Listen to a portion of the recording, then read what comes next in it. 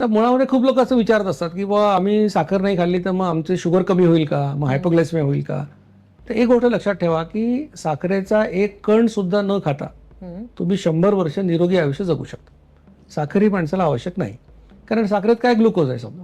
तर तुम्ही गहू खाल्ला, ज्वारी खाल्ली, बाजरी खाल्ली, सगळ्यातून शेवटी ग्लुकोजच तयार होतं. कार्बोहायड्रेटचं रूपांतर ग्लुकोजमध्ये होतं. त्याच्यामुळे तुम्हाला तुमच्या रक्तातली ग्लुकोज मेंटेन करण्यासाठी काय वरून साखर साखरेची खायची गरज आवश्यकता नाहीये.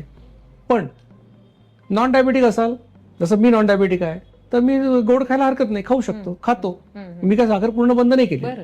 पण केव्हा खायचं की जेवणाच्या सुरुवातीला खायचं.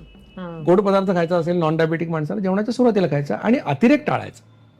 म्हणजे तुम्ही जर एकदम पुरणपोळी खायला बसलात आणि 4-4 पुरणपोळ्या खाल्ल्या किंवा आंब्याचा रस तर अर्धा लिटर आंब्याचा रस खाल्ला, ते काय आरोग्यासाठी चांगलं नाहीये. म्हणजे जेवढी साखर कमी खाल तेवढं आरोग्यासाठी चांगलं आहे.